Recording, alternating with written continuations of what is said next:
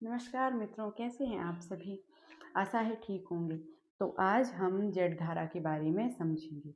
Jet धारा क्या होती है, कहाँ इनका विस्तार होता है, कैसे इनका विस्तार होता है, इन सब के बारे में आज क्लास में हम चर्चा करेंगे। तो सबसे पहले जेट धारा के बारे में समझ लेते हैं। क्षोभ मंडल की ऊपरी सीमा एवं समताप मंडल के निचले भाग में 6 से 14 किलोमीटर की ऊंचाई पर विसर्प के रूप में पश्चिम से पूर्व चौड़ी पट्टी में तीव्र गति से चलने वाली पवन जेट धारा कहलाती है। अब थोड़ा सा समझ लेते हैं।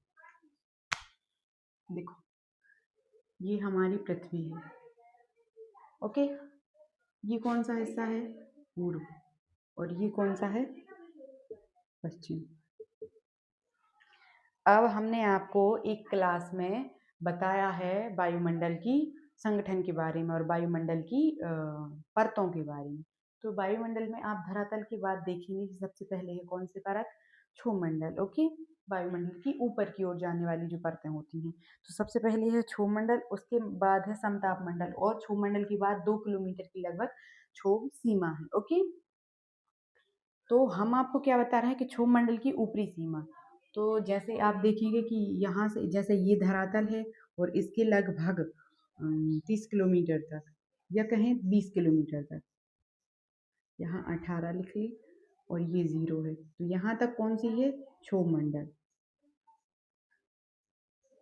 क्षोभमंडल है। ओके, फिर इसके बाद 2 किलोमीटर की रेंज में क्षोभ सीमा है। और जब क्षोभ सीमा है तो क्षोभ सीमा के ऊपर और समताप मंडल के नीचे, तो इसके बाद से समताप मंडल लग जाता है। तो ये वाली क्षोभ सीमा के नीचे और समताप मंडल सॉरी क्षोभ सीमा के जस्ट क्षोभ सीमा के नीचे और क्षोभ मंडल के ऊपर और समताप मंडल के नीचे भी हम कह सकते हैं। तो ये वाली जो हिस्सा है, इस हिस्से में कौन सी कौन सी पवन चलती है? जेट धारा चलती है, जो कि उसकी दिशा क्या होती है? 6 से 14 किलोमीटर की ऊंचाई पर। ये पृथ्वी है, पृथ्वी का धरातल है, धरातल से 6 से 14 किलोमीटर की ऊंचाई तक, मतलब यहाँ जैसे 6 है तो यहाँ पे 14 किलोमीटर, इतनी रेंज में ये जो पवनें हैं ये प्रवाहित होती हैं। और इनकी दिशा क्या है? तो इनकी दिशा है पश्चिम से पूर्व की ओर। और कैसी? चौड़ी पट्टी के आकार में, पश्चिम से पूर्व की ओर। तो ऐसे ऐसे यहाँ से यहाँ की ओर ऐसे इस दिशा में मूव करेंगी। ओके, इस दिशा में मूव करेंगी तो ये हम देखो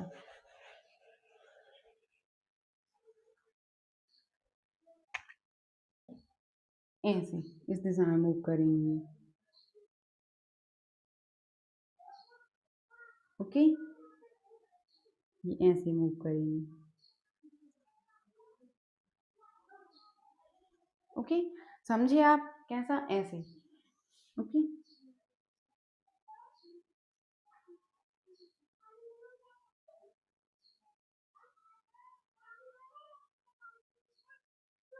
ऐसे और इस दिशा में ये मूव करेंगी। तो और अब देख लेते हैं हम अक्षांशों में किन किन रेंज में ये चलती हैं। तो सबसे पहले यहाँ पे आप देखेंगे ये विषुवत रेखा है, ये भूमध्य रेखा है।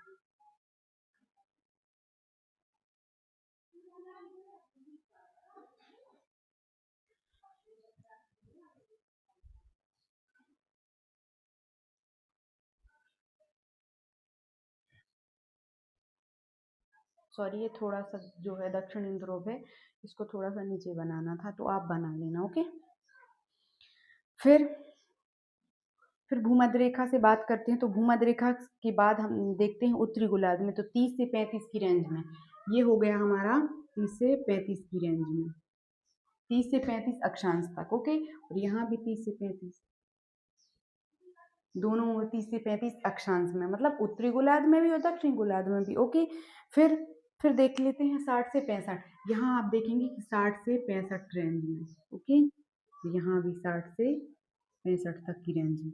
ओके, ये जो है इनका विस्तार होता है किनका? जेट पवनों का, जेट धारा का। ओके, तो आप इसमें क्या लिखेंगे, या कोई आपसे पूछने लगे कि जेट धारा क्या होती है, तो आप उनसे यही बोलेंगे या फिर आप यही लिखेंगे क्वेश्चन के आंसर में कि क्षोभ मंडल की ऊपरी सीमा और समताप मंडल की निचली सीमा लगभग 6 से 14 किलोमीटर की ऊंचाई पर पश्चिम से पूर्व की ओर प्रवाहित होने वाली पवन, जो कि बहुत तीव्र गति से प्रवाहित होती है, उसे हम क्या नाम देते हैं? जेड धारा का नाम देते हैं। फिर इनकी थोड़ी सी विशेषताओं के बारे में समझ लेते हैं। तो जेड धारा दोनों गोलार्ध में 20 से ध्रुवों तक चलती है, मतलब 20 अक्षांश से। यहाँ से देखेंगे कि आप उत्तरी गोलार्ध में 20 अक्षांश यहाँ है, यहाँ 20 अक्षांश, तो इस पट्टी में ये नहीं चलती हैं। इससे इससे ऊपर बाकी ध्रुवों तक और इससे नीचे बाकी ध्रुवों तक। ये उत्तरी गोलार्ध है, ये दक्षिण गोलार्ध है, ये पूर्व है और ये पश्चिम है। ओके, फिर यह चौड़ी पट्टी में बहती है। इनकी जो पट्टी है वो सक्रिय नहीं है, ऐसी नहीं है, ऐसी नहीं है, इनकी पट्टी ऐसी है। ओके, मतलब चौड़ी पट्टी में बहती हैं। तो ये दूसरी विशेषता हो गई। सॉरी, इसकी विशेषताएं आप अच्छे से लिख लें। विशेषताएं किसकी? जेड पवनों की। सबसे पहले तो चौड़ी पट्टी में, चौड़ी पट्टी में बहती है। ओके, फिर दूसरे नंबर पे 20 डिग्री अक्षांश तक सॉरी 20 के ऊपर, 20 से ध्रुवों तक प्रवाहित होती है। फिर तीसरे नंबर पे इनकी विशेषता क्या है?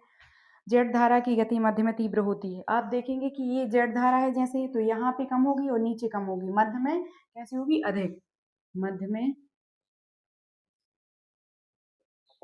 तीव्र गति। ओके, फिर यह पवनें गर्मियों में कमजोर तथा शीत ऋतु में शक्तिशाली होती हैं। गर्मियों में कैसी हो जाती हैं? कमजोर, और शीत ऋतु में कैसी हो जाती हैं? शक्तिशाली।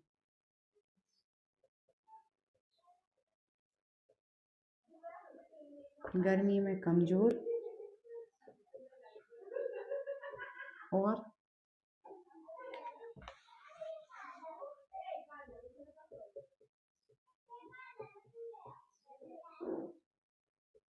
शीत ऋतु में शक्तिशाली। ओके, शीत ऋतु में कैसी हो जाती हैं? शक्तिशाली। इसकी 4 ही मुख्य विशेषताएं हैं। अब हम इनके कारकों की बात करते हैं कि इनको प्रभावित करने वाले कारक कौन कौन से होते हैं। तो जेड धारा का महत्व या प्रभावित करने वाले कारक। दक्षिण पश्चिम मानसून की शक्ति बढ़ाना, ये दक्षिण पश्चिम मानसून की शक्ति बढ़ाती हैं। तो सबसे पहले आप ये समझें, जैसे ये हमारा भारत है, ये हमारा भारत है, इसका दक्षिणतम हिस्सा। ओके,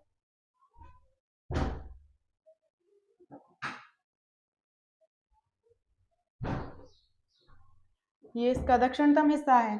फिर दक्षिणतम हिस्सा के बाद आप देखेंगे कि इसमें जो है दक्षिण पश्चिम मानसून की शक्ति बढ़ाना इसका प्रमुख कारक है। दक्षिण पश्चिम मानसून कौन सा होता है? दक्षिण और पश्चिम, ये दक्षिण पश्चिम मानसून है, ये अरब सागर है। तो यहाँ से जब पवनें यहाँ की ओर मूव करेंगी तो ये इनकी शक्ति बढ़ाता है, क्योंकि ये पश्चिम से पूर्व की ओर जाता है। ओके, ऐसे ऐसे। तो इसके कारक कौन कौन से हैं? कारकों में हम क्या लिखेंगे? सबसे पहले दक्षिण पश्चिम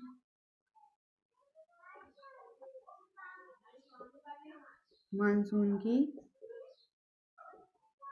शक्ति बढ़ाना। ओके, दूसरा मुख्य जो है कारक वो क्या है? शीतोष्ण चक्रवात की शक्ति बढ़ाना।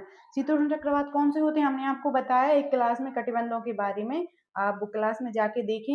ये 3 प्रकार के कटिबंध होते हैं। सबसे पहले उष्ण होता है, फिर शीतोष्ण होता है। तो शीतोष्ण जो होता है 30 से 35 से लेकर 60-65 तक होता है। ओके, तो ये शीतोष्ण जो है,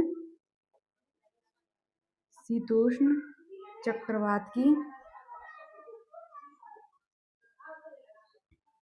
शक्ति बढ़ाना।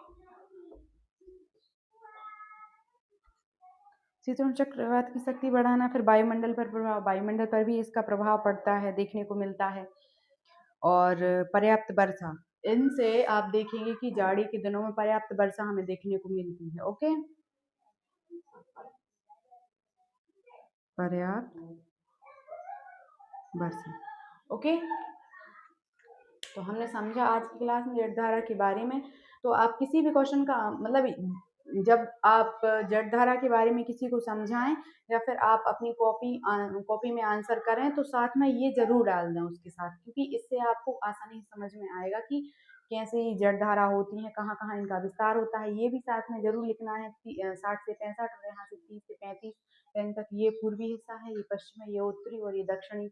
दोनों गोलार्ध में ये 20 से लेके ध्रुवों तक जो है चलती हैं। ओके, और इनकी विशेषताएं चौड़ी पट्टी में बहती हैं, 20 से ध्रुवों तक चलती हैं और मध्य में तीव्र गति होती है इनकी, और फिर गर्मी में कमजोर और शीत ऋतु में शक्तिशाली हो जाती हैं।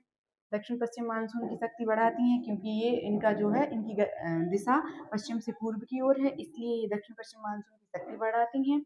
फिर शीतोष्ण चक्रवात की शक्ति बढ़ाती हैं, उसके बाद पर्याप्त वर्षा भी करती हैं। तो आज के लिए इतना ही, मिलते हैं नेक्स्ट क्लास में, तब तक के लिए धन्यवाद।